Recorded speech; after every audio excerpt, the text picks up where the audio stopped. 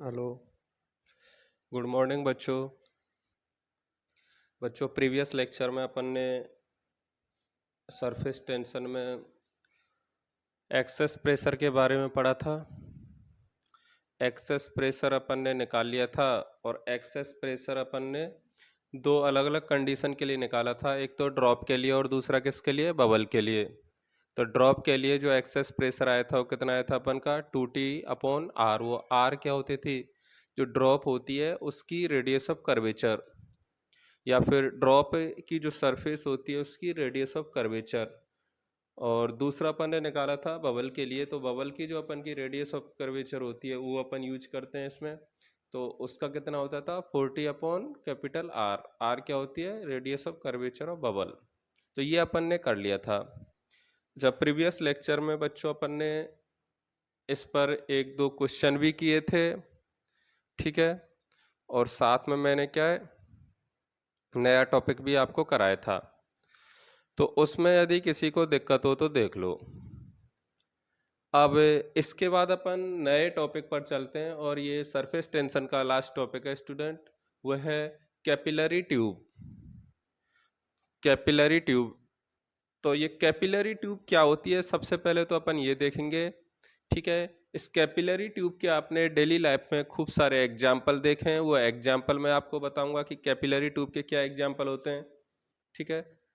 तो अपन पढ़ने वाले हैं अब कैपिलरी ट्यूब। तो देखो कैपिलरी ट्यूब का जो सबसे बढ़िया एग्जाम्पल है जो सबने देखा है वह है अपन का, देखो ये जो अपन के पेड़ होते हैं, इन पेड़ों में जो अपन का पानी है वो पत्तियों तक कैसे पहुंच रहा है, ठीक है।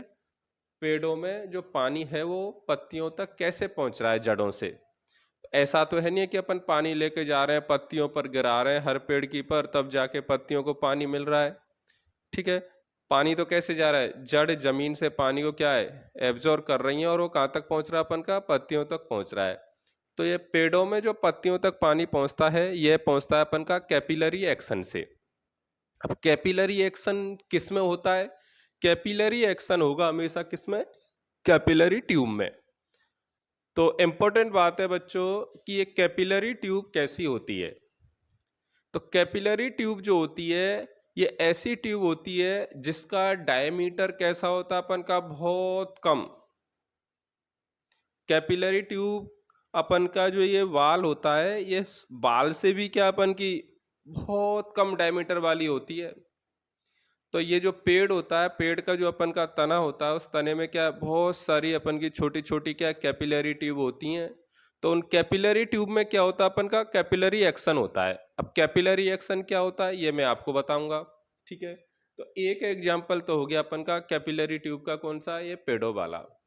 दूसरा एग्जाम्पल एक और देखो, बहुत थोड़े 20-25 साल पीछे यदि आप लोग जाएं तो गाँव में क्या करते थे कि लाइट नहीं आती थी तो उस टाइम पे क्या दिए जलाते थे, मिट्टी के तेल का दिए, केरोसिन का। तो उसमें क्या होता था कि अपन कोई बोतल ले लेते थे ऐसे और उसमें क्या अपन मिट्टी का तेल डाल देते थे और साथ में कपड़े की क्या इतनी लंबी अपन क्या एक कपड़े का वो कपड़े का कुछ ले लेते थे और जो अपन बोतल ले रहे हैं उस बोतल के जो ढक्कन होता था, कैप होती थी, उसमें क्या अपन छेद कर देते थे। और वो जो कपड़े का अपन लेते थे उसको अपन बोलते थे, गांव में बोलते हैं उसको बाती। तो वो जो होता है कपड़े का वो उसमें लगा के और उस तेल में अपन क्या डुबो देते थे। और फिर अपन क्या है, लाइट नहीं आती थी तो उसमें क्या है माचिस से तीली से आग लगा देते थे, तो वो हमेशा क्या अपन का दिया जलता रहता था। तो वो दिया हमेशा क्यों जलता रहता था, तो उसका कारण क्या था कि कपड़े का जो अपन का वो बाती होती थी उस बाती में क्या बहुत सारे अपन के छोटे छोटे क्या है, ये कपड़े के डोरे होते हैं बहुत छोटे छोटे बहुत पतले पतले। उनका डायमीटर कैसा होता है अपन का, रेडियस कैसी होती है उनकी, बहुत कम। तो वो जो अपन के कपड़े के बहुत पतले पतले बहुत कम रेडियस वाले जो अपन के डोरे हैं वो किसका काम करते थे, कैपिलरी ट्यूब का काम करते थे। तो उस कैपिलरी ट्यूब में क्या है, कैपिलरी एक्शन होता था। उस कैपिलरी एक्शन से के कारण क्या होता था कि अपन का जो केरोसिन या और भी कोई भी जो भी अपन तेल ले रहे हैं वो तेल क्या है ऊपर तक पहुंच जाता था। तो कंटिन्यूअसली अपन का दिया क्या है जलता रहता था। तो एक ये वाला एग्जाम्पल भी बहुत फेमस है, कैपिलरी एक्शन वाला, सबने पढ़ा हुआ है, ठीक है। तो इम्पोर्टेंट बात है सबसे पहले तो कि भाई कैपिलरी एक्शन कब दिखता है अपन को। तो कैपिलरी एक्शन कब दिखेगा? कैपिलरी ट्यूब में। कैपिलरी ट्यूब का मतलब ऐसी ट्यूब जिसकी रेडियस कैसी हो अपन की, बहुत कम। ये जो अपन का बाल है इससे भी कम मोटा होना चाहिए, तब जाके अपन का कैपिलरी एक्शन दिखेगा। दूसरी चीज, कैपिलरी एक्शन क्या होता है? कैपिलरी एक्शन का मतलब है कि जो लिक्विड है अपन का वो क्या करता है, अपन का कैपिलरी एक्शन के कारण राइज करता है ऊपर की तरफ। क्या करता है? राइज करता है। ठीक है। अच्छा, कैपिलरी एक्शन के कारण जो लिक्विड राइज करता है उसका कारण है क्या, क्यों करता है ऐसा? तो देखो, अपन ने बच्चों लिक्विड में दो तरीके के फोर्स पढ़े थे, एक तो कोहेसिव फोर्स और एक एडेसिव फोर्स। तो ये जो लिक्विड अपन का राइज कर रहा है ये एडेसिव फोर्स और कोहेसिव फोर्स के कारण कर रहा है। इनमें से कोई फोर्स ज्यादा होगा तो क्या करेगा? राइज करेगा। कोई दूसरा फोर्स ज्यादा होगा तो क्या करेगा? अपन का डिप्रेस करेगा। तो ये अपन का कारण होता है। तो ये बात आपको थोड़ी थोड़ी समझ में आई या नहीं आई कि कैपिलरी ट्यूब क्या होती है? तो सबसे पहला पॉइंट लिख लीजिए, what is the capillary tube. Question की टाइप में लिखा रहा हूं मैं, what is the capillary tube.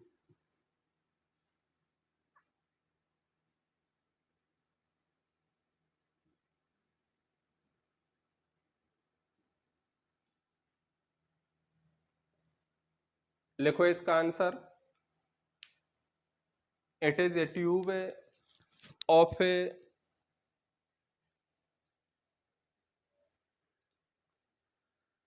Very small diameter. तो कैपिलरी ट्यूब क्या होती है? बहुत कम डायमीटर वाली ट्यूब होती है। क्वेश्चन नंबर 2 लिखो इसी में ही, when we will see capillary action. Capillary action अपन कब देखेंगे? When we will see capillary action. लिखो, आंसर लिख लो इसका, when diameter of channel or tube, when diameter of channel or tube is very small, then we will see capillary action in tube.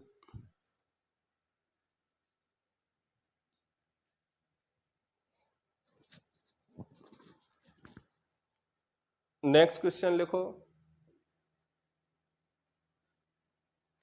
what do you mean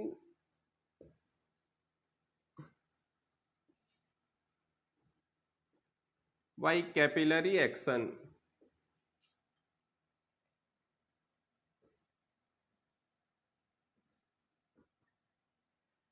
capillary action का मतलब क्या होता है? Answer लिख लो इसका। भाई, कैपिलरी एक्शन का मतलब मैंने आपको क्या बताया? लिक्विड का राइज करना ट्यूब में, उसको अपन क्या बोल रहे हैं? Capillary action. तो आंसर लिख लो इसका, देखो, if the diameter of the tube is very small, if the diameter of the tube is very small,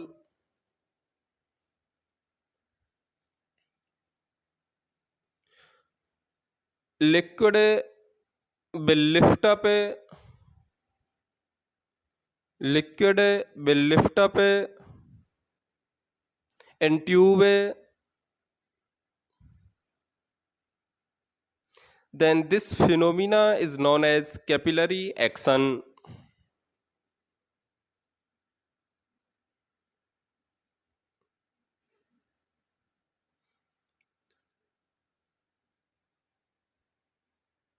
तो कैपिलरी एक्शन का मतलब क्या होता है? जब ट्यूब का डायमीटर बहुत कम होता है तो लिक्विड क्या करता है? अपन का लिफ्ट अप कर जाता है। तो इस फिनोमिना को अपन क्या बोल रहे हैं बच्चों? Capillary action. चलो कुछ बातें और लिख लो। लिखो एक पॉइंट और नोट डाल के लिख लो, when one end of a tube of a small radius, अच्छा, कोई भी अपन की ट्यूब दे रखी है जिसकी रेडियस कैसी है? अपन की स्मॉल। तो उस ट्यूब को अपन क्या बोलेंगे? Capillary tube. क्या बोलेंगे? Capillary tube. तो लिख लो when one end of a tube of very small radius, कोष्टक में लिख लो, known as capillary tube, is dipped into a liquid,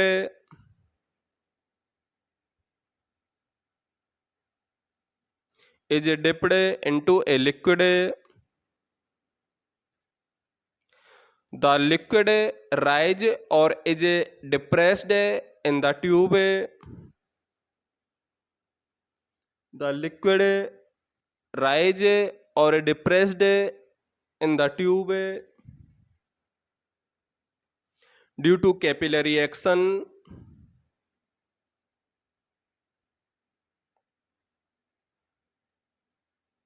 आगे लिखो, ये बड़ा इंपॉर्टेंट है, काफी बार ऑब्जेक्टिव क्वेश्चन में पूछा जाता है। लिखो if the contact angle is less than 90 degree, बताओ कॉन्टेक्ट एंगल 90 डिग्री से कम कब होगा, जब कोहेसिव फोर्स ज्यादा होंगे या adhesive force, adhesive force is greater than cohesive force.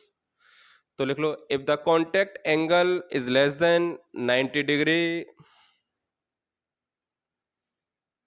The liquid rise up, तो कांटेक्ट एंगल जब 90 डिग्री से कम होगा तो लिक्विड क्या करेगा, राइज करेगा। आगे लिखो इसी में, if the contact angle is greater then 90 degree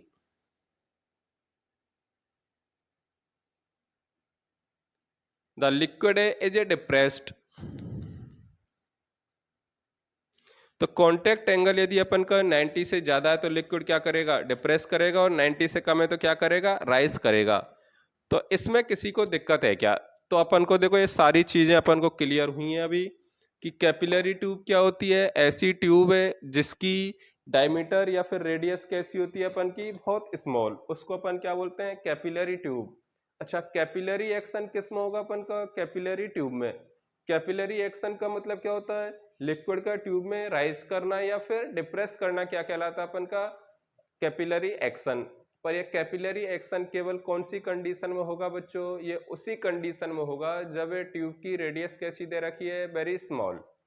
बताओ इसमें यदि किसी को दिक्कत है तो बताओ। अब अपन चलते हैं कि भाई कोई भी ट्यूब अपन ने ले ली, कैपिलरी ट्यूब, यदि अपन उसको लिक्विड में रख देंगे तो उसमें कितना हाइट तक अपन का वाटर राइज करेगा, कितनी हाइट तक डिप्रेस करेगा, ये मुझे निकालना है। ठीक है, तो इसकी मैथमेटिकल कैलकुलेशन पर चलते हैं। तो अगला टॉपिक डाल लीजिए, mathematical calculation of capillary tube.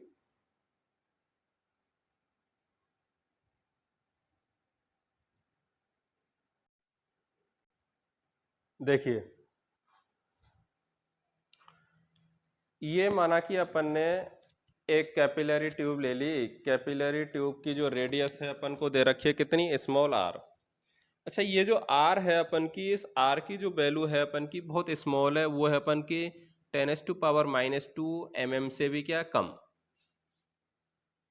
तो इस तरीके की अपन को कंडीशन देके रखी है। अब इस कैपिलरी ट्यूब को मैंने क्या है, इस वाटर में क्या है, डिप्ड करा दिया मैंने, इस वाटर में मैंने क्या है, इसको डाल दिया।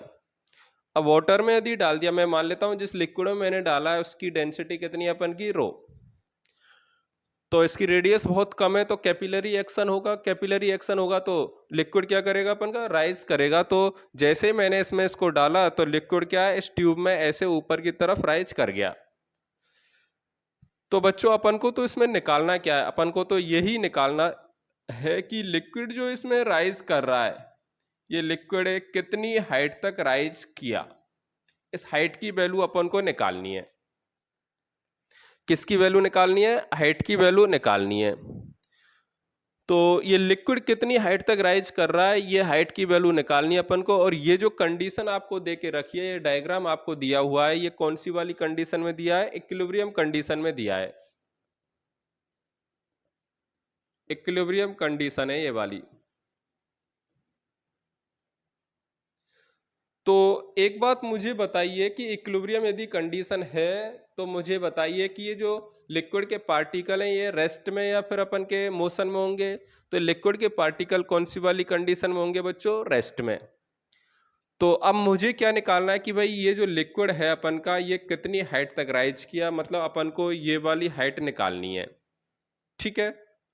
अच्छा, लिक्विड राइज किया तो मुझे बताइए कि एडेसिव फोर्स और कोहेसिव फोर्स के कारण जो अपन का लिक्विड का फ्री सरफेस है वो कैसा बन गया, ये बन गया। ठीक है। अच्छा, मैं मान लेता हूं कि ये जो लिक्विड के फ्री सरफेस का जो कर्वेचर बन रहा है, इस कर्वेचर की रेडियस कितनी है अपन की, कैपिटल आर। कितनी है, कैपिटल आर। तो कैपिटल आर क्या अपन का, ये लिख लेना है इसमें, आर क्या है, radius of curvature.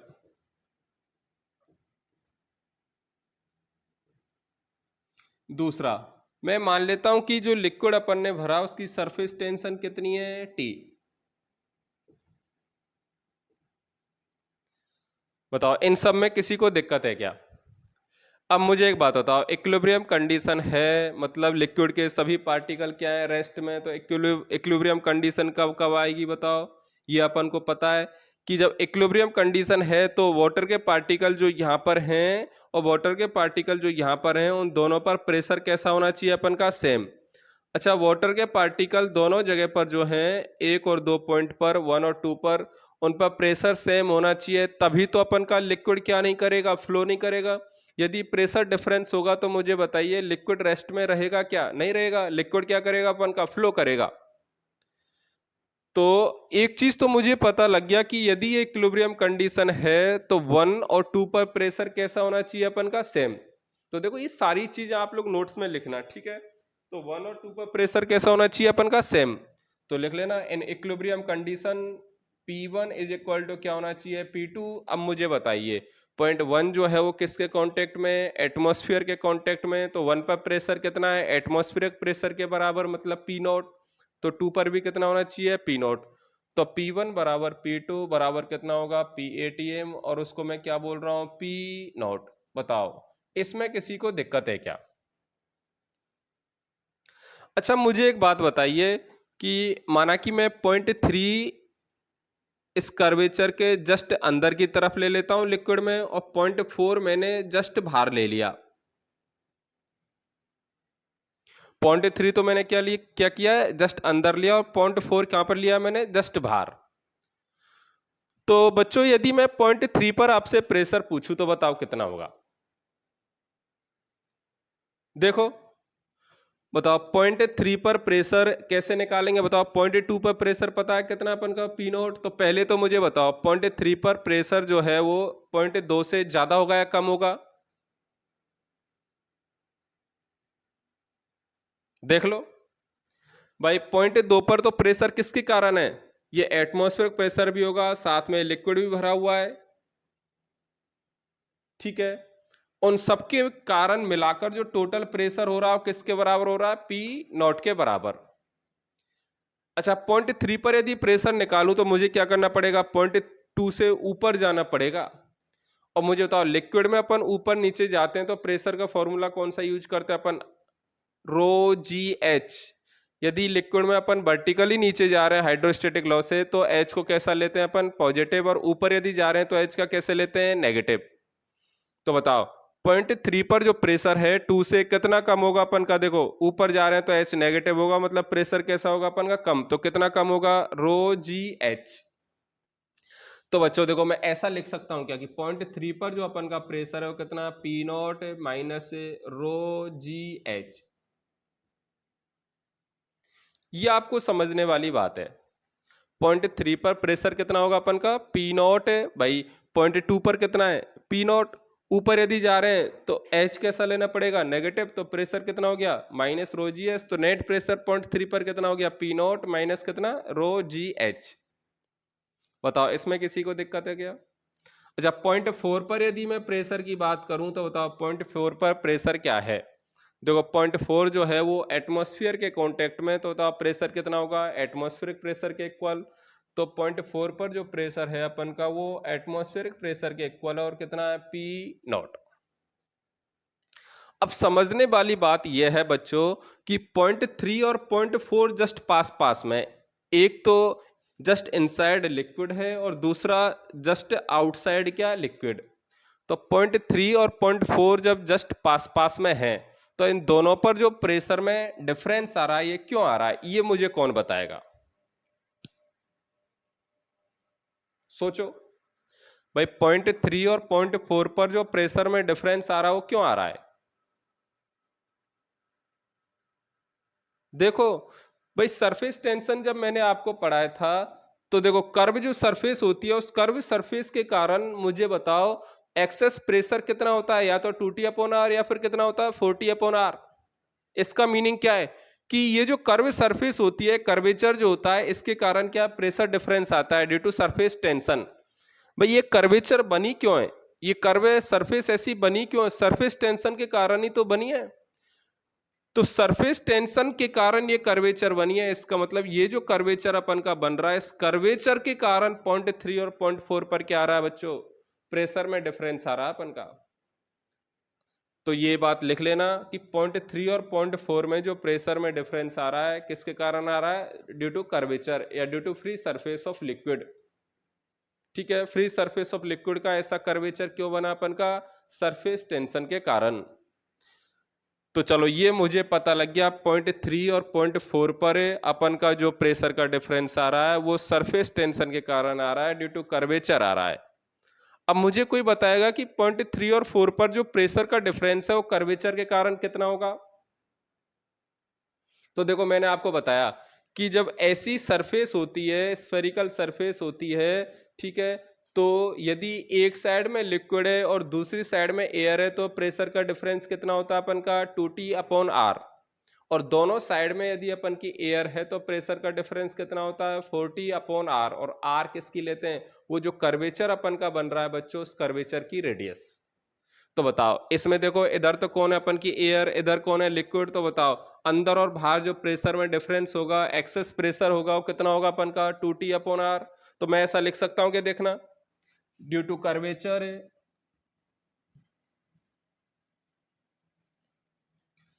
P4 minus P3, इसी को मैं क्या बोल रहा हूं? Excess pressure.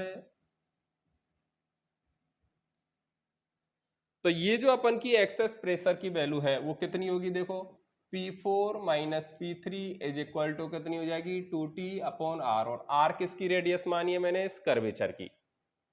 और T क्या अपन का? Surface tension. चलो रखो, P4 की वैल्यू रखो कितनी है? P0 माइनस P3 की वैल्यू रखो कितनी है? P0 minus rho g h is equal to कितना? 2T/R।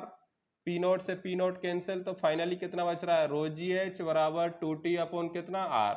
और H की वैल्यू अपन की आ गई 2T upon rho g are.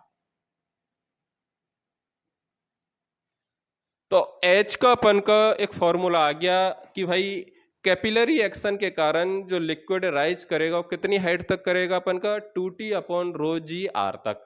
R क्या है? Radius of curvature.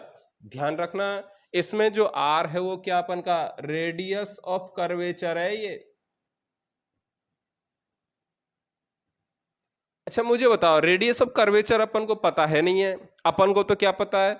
इस ट्यूब की रेडियस पता है। बताओ ट्यूब की रेडियस पता है तो रेडियस ऑफ कर्वेचर कैसे निकालेंगे? भाई ये तो फॉर्मूला हो गया अपन का रेडियस ऑफ कर्वेचर की फॉर्म में। अब मुझे जो फॉर्मूला निकालना है वो निकालना है ट्यूब की रेडियस की फॉर्म में। तो देखो कैसे निकालेंगे, इसको आप लोग एक बार लिख लो, मैं इसको हटा रहा हूं। देखो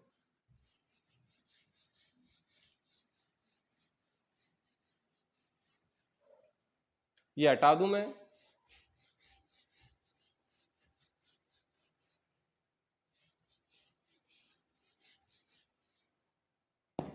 इधर देखो सब लोग, रेडियस ऑफ कर्वेचर की फॉर्म में मेरा फॉर्मूला आ गया। मुझे ट्यूब की रेडियस की फॉर्म में क्या निकालना है? फॉर्मूला निकालना है। अब ये माना कि अपन की वो ट्यूब है,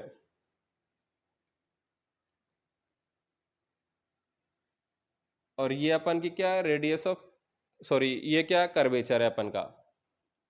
अच्छा ये कोई कर्वेचर है तो मुझे बताओ इस वाले कर्वेचर का, इस वाले सरफेस का कोई कोई सेंटर तो होगा। मैंने मान लिया इसका सेंटर कहां पर है? ये रहा।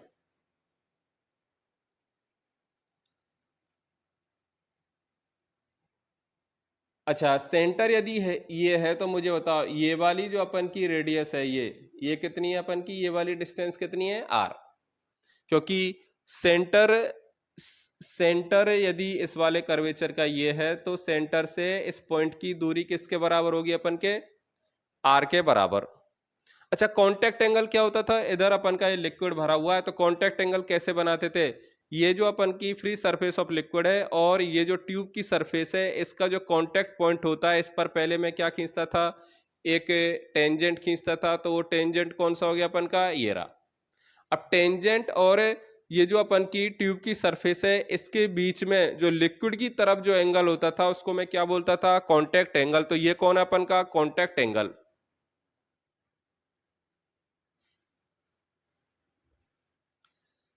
अब बच्चों मुझे एक बात बताओ, ये वाला जो एंगल है ये कितना अपन का, ये 90 डिग्री तो होगा भाई। टेंजेंट यदि अपन सरफेस पर खींच रहे हैं कर्वेचर के पर, और सेंटर से पॉइंट को मिलाने वाली लाइन यदि अपन बना रहे हैं तो इनके बीच में एंगल कितना होता है, 90 डिग्री। ये 9th में आपने थ्योरम पढ़ी है।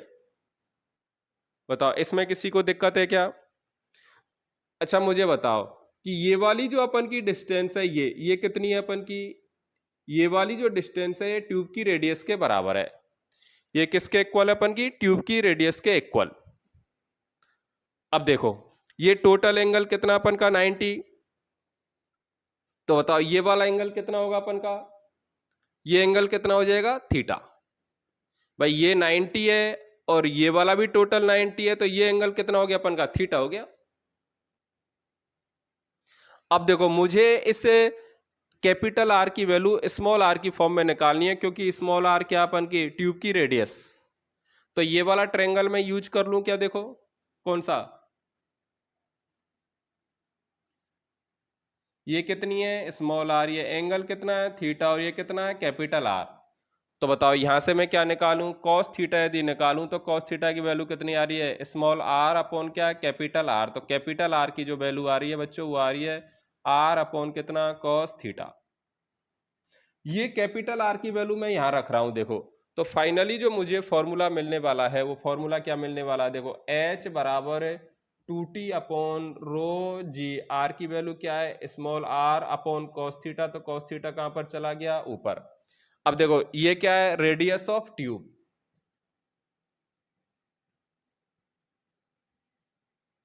अब ये जो एच का फॉर्मूला है बच्चों, इस एच के फॉर्मूला को मैं डायमीटर की फॉर्म में निकाल रहा हूं, तो ऊपर नीचे मुझसे किससे कितने से मल्टीप्लाई करना पड़ेगा, 2 से। तो एच बराबर हो गया 40 कॉस थीटा अपॉन कितना, रो जी डी। तो ये फॉर्मूला आपको याद रखना है। और डी क्या है, डायमीटर ऑफ ए ट्यूब। बताओ इसमें किसी को दिक्कत है क्या। तो अपन को दोनों फॉर्मूला याद होने चाहिए कि यदि अपन को रेडियस ऑफ कर्वेचर दे रखी है तो जो कैपिलरी राइज होगा, हाइट जो होगी कैपिलरी राइज की या डिप्रेस की, वो कितनी हो जाएगी, 2t upon rho g are. और यदि ट्यूब की रेडियस दे रखी है तो उस वाले केस में कितनी हो जाएगी, 40 कॉस थीटा अपॉन कितना, रो जी डी। और थीटा क्या है यहाँ पर, कॉन्टेक्ट एंगल। तो इसको आप लोग कर लो अच्छे से, ये फॉर्मूला बहुत काम आएगा। इस वाले फॉर्मूला पर हर एग्जाम में क्वेश्चन पूछा हुआ है।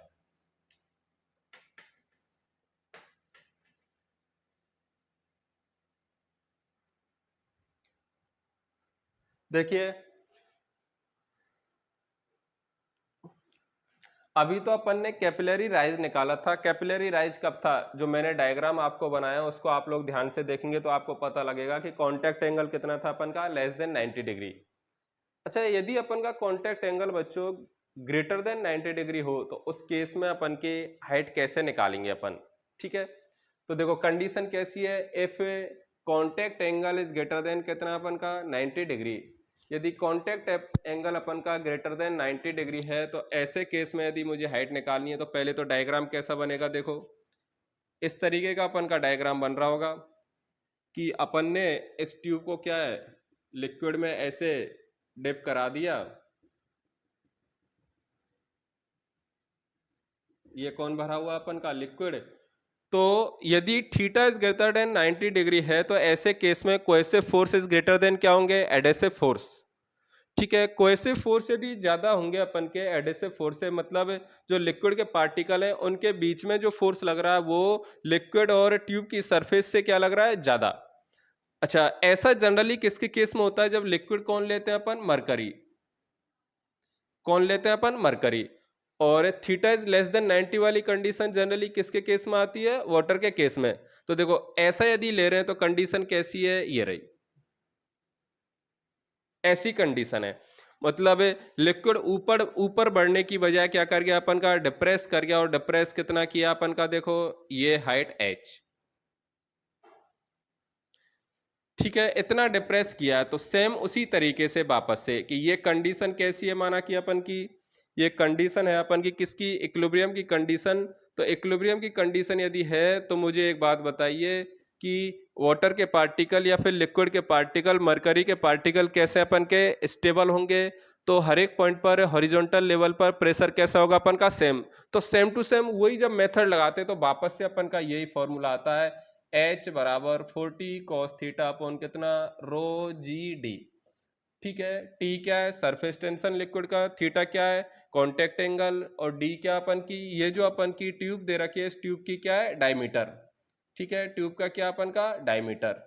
तो सेम टू सेम यही फॉर्मूला आता है। तो देखो दोनों केस में अपन का फॉर्मूला सेम होगा, राइज वाला केस हो या फिर डिप्रेस वाला केस हो, सब में फॉर्मूला कैसा होगा? सेम।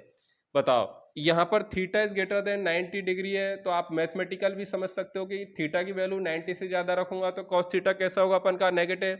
मतलब एच की जो वैल्यू आने वाली है कैसी है? नेगेटिव। तो देखो लिक्विड के फ्री सरफेस से जब अपन हाइट ऊपर की तरफ ले रहे थे तो अपन एच को कैसा बोल रहे थे? पॉजिटिव। वो केस कौन सा होता है? थीटा इज लेस देन 90 वाला।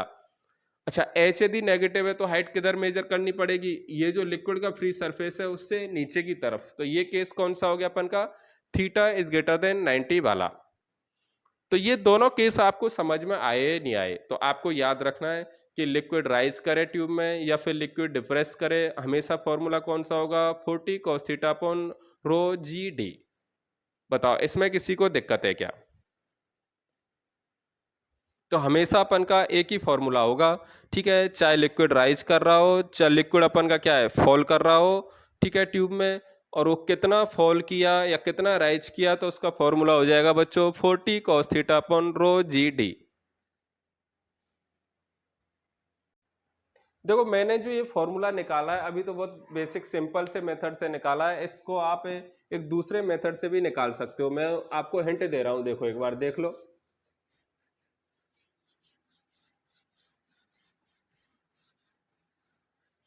भाई अपन ने डायग्राम कैसा लिया है? ऐसा लिया है, इस तरीके का। ठीक है, और ये क्या है? लिक्विड अपन का राइज कर गया ऐसे, या फिर कैसा लिया अपन ने? इस तरीके का डायग्राम ले लिया है, और ये लिक्विड अपन का क्या है? राइज कर गया, और एच की वैल्यू अपन ने निकाल ली। देखो इसको दूसरा मेथड क्या है निकालने का? इसका दूसरा मेथड एक और है, कौन सा? वेट बैलेंस करके। भाई मुझे एक बात बताइए बच्चों कि ये जो अपन का लिक्विड राइज कर रहा है तो इस लिक्विड के वेट को कौन बैलेंस कर रहा है? भाई कोई न कोई तो इस लिक्विड के वेट को बैलेंस कर रहा होगा। तो देखो वेट बैलेंस करके कैसे निकालते हैं थोड़ा सा आप लोग याद रखें, क्योंकि एक थोड़ा सा जब एरर अपन निकालेंगे, क्योंकि अपन ने जो हाइट निकाली है कौन सी वाली निकाली है? देखो ये अपन ने ये वाली हाइट छोड़ दी है, ये तो ये क्या अपन की एरर है। तो इसको अपन कैसे निकालेंगे? वो थोड़ा सा वेट बैलेंस करके निकालेंगे। तो देखो ये जो हाइट निकालने का दूसरा मेथड है, कौन सा? वेट बैलेंस करके। अब वेट बैलेंस कैसे करते हैं कि लिक्विड यदि ऊपर गया है तो देखो ऊपर क्यों जा रहा है? भाई ये लिक्विड का जो अपन का mg होगा वो तो किधर लग रहा है? नीचे की तरफ। तो इसका मतलब क्या, ये नीचे क्यों नहीं आ रहा है? तो इसका मतलब इस mg को कौन क्या कर रहा है? बैलेंस कर रहा है। तो जितना फोर्स नीचे लग रहा है उतना ही फोर्स कहां पर लग रहा है? ऊपर। तो ऊपर जो बैलेंस करने वाला है वो कौन सा है? सरफेस टेंशन के कारण जो अपन का फोर्स लग रहा है वो क्या कर रहा है? इसको बैलेंस कर रहा है। तो दूसरा आप लोग मेथड याद रखें कि किससे करते हैं अपन इसको? वेट बैलेंस करके। ठीक है ना? तो नेक्स्ट टॉपिक इसमें डाल लीजिए आप लोग, लिख लो प्योर वाटर ग्लास सरफेस के लिए error, considering error in pure water glass. तो वो एरर अपन कैसे निकालते हैं? वैसे नीट के लिए तो कोई काम का है नहीं, जेई में कभी कभी पूछ लेता है, तो आप लोग देख लें एक बार। तो वो वेट बैलेंस करके मैं क्या निकालूंगा बच्चों? एरर निकालूंगा। कैसे निकाल रहा हूं देखो, डायग्राम देख लो आप लोग पहले।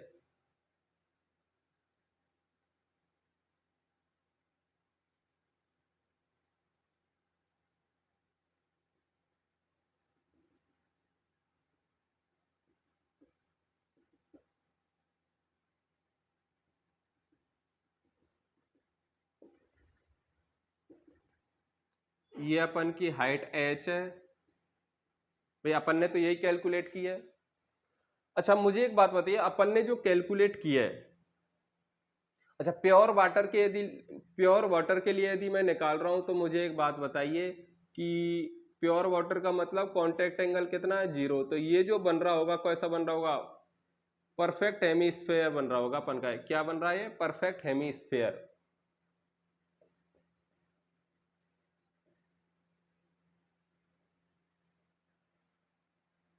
परफेक्ट यदि हेमीस्फेयर बन रहा है, मैंने मान लिया इसका सेंटर कहां पर है, ये, और ये ट्यूब की रेडियस कितनी है, r।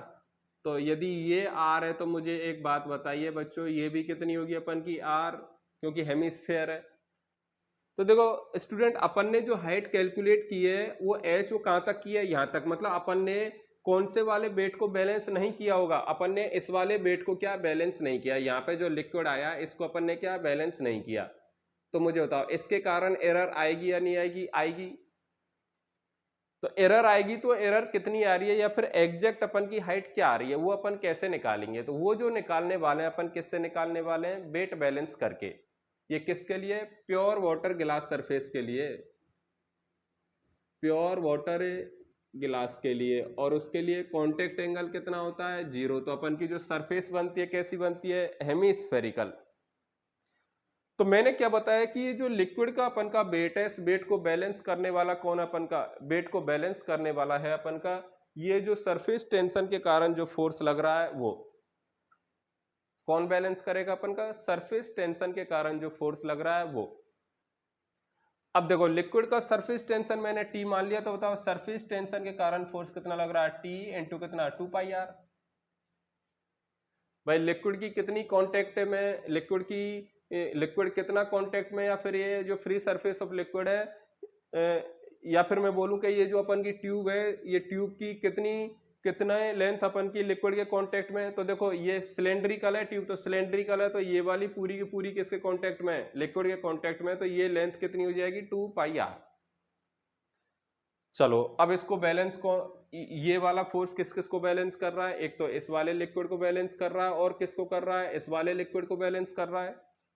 अच्छा मुझे एक बात बताइए कि इस वाले लिक्विड को जो बैलेंस कर रहा है तो इसका वेट कितना होगा, इसका वेट कितना होगा, इसका मास कैसे निकालेंगे, इसकी डेंसिटी इंटू क्या है, इसका वॉल्यूम कितना हो जाएगा, πr² इंटू एच इंटू कितना है, जी।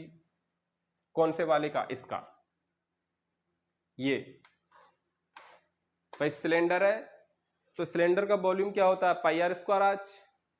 ठीक है, एच क्या है, ये वाली हाइट है। भाई मैं तो इस वाले, देखो ये जो राइज किया कौन सा, ये वाला राइज किया, इसको बैलेंस कौन कर रहा है, ये सरफेस टेंशन के कारण जो फोर्स लग रहा है ये तो बैलेंस कर रहा है।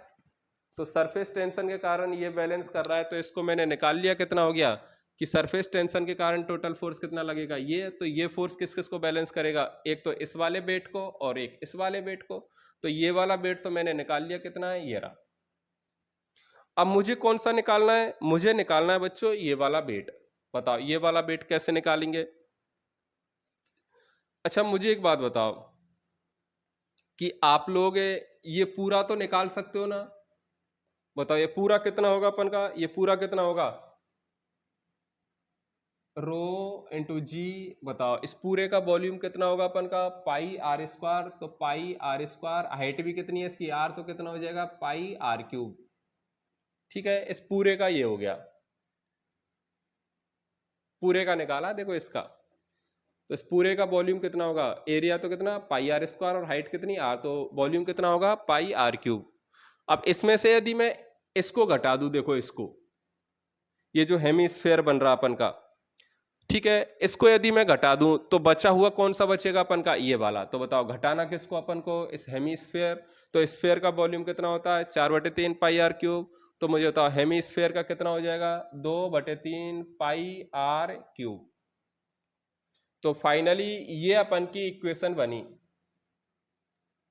तो मुझे एक बात बताइए बच्चों, यहां से आप लोग किसकी वैल्यू निकाल सकते हो, h की वैल्यू निकाल सकते हो। अब जो h आएगा अपन का, वो h कौन सा अपन का, वो एग्जैक्ट कैलकुलेशन वाला h है। वो कौन सा अपन का, एग्जैक्ट कैलकुलेशन वाला h।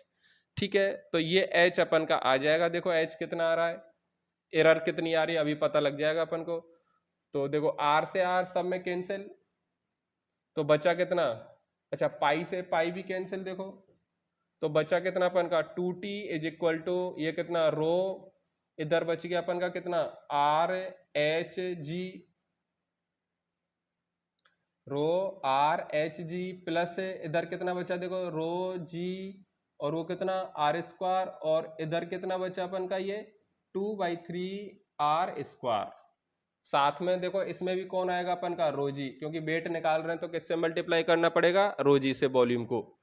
तो 2t इज इक्वल टू इस ये हो गया रो आर एच जी प्लस इसको इसमें से घटाओ इसको रो जी से मल्टीप्लाई करके, तो कितना बच रहा है देखो 1/3 रो जी आर स्क्वायर। चलो मुझे किसकी वैल्यू निकालनी है, एच की। तो देखो एच की वैल्यू यदि निकालनी है तो रो जी आर एच बराबर कितना 2t minus 1/3 rho g r square. तो एच बराबर अपन का आ गया 2t अपॉन कितना रो जी आर, ठीक है, माइनस 1/3। देखो रोजी से रोजी अपन का कैंसिल हो जाएगा, और एक आर से आर कैंसिल, तो कितना बचा ये। तो एच की जो वैल्यू आ रही है अपन की कितनी आ रही है ये। तो एरर जो है अपन की वो एरर कितनी आ गई, ये आ गई। मतलब एग्जैक्ट तो नहीं है पर अपन बोल सकते हैं कि एरर कितनी है, ये वाली। तो देखो यहां से अपन एरर कैलकुलेट कर सकते हैं। तो याद रखना कि अपन का मेथड क्या है, एरर कैलकुलेट करने का मेथड क्या है, वेट बैलेंस करके। तो ये मैंने वेट बैलेंस करके आपको ये बता दिया मेथड। तो इसमें किसी को दिक्कत हो तो देख लो। और अच्छा अपन से कुछ नहीं बोल रखा है तो एच कैसे निकालना है, 40 cos थीटा अपन रो जी डी से। कुछ भी नहीं दे रखा है तो कौन से फॉर्मूला को यूज करके निकालना है, 40 cos थीटा अपन किससे, रो जी डी से। अब देखो इस पर तमाम क्वेश्चन बनते हैं अपन के, ठीक है ना। इसमें अपन के डायरेक्ट कैलकुलेशन वाले क्वेश्चन बनते हैं। अपन को pure water glass contact surface दे रखी होगी, मरकरी वाली दे रखी होगी, कॉन्टैक्ट एंगल दे के रखा होगा। मरकरी के केस में क्या करेगा, डिप्रेस करेगा, कितना डिप्रेस करेगा वो निकाल लेंगे डायरेक्ट फॉर्मूला से, ठीक है। जनरली जो फॉर्मूला यूज होता है कौन सा होता है अपन का, 40 cos थीटा अपन क्या है रो जी डी, वही अपन का यूज होगा जनरली। तो इनमें किसी को दिक्कत हो तो देख लो, ठीक है। ये चैप्टर अपन का सरफेस टेंशन फिनिश हो गया। आप लोग इसके क्वेश्चन करें अब, ठीक है। नेक्स्ट अपन का टॉपिक है विस्कोसिटी, एक दिन का टॉपिक है, उसके बाद फ्लूइड मैकेनिक्स अपन की खत्म। तो विस्कोसिटी मैं कल करा दूंगा। आज के लिए इतना ही बस, थैंक यू।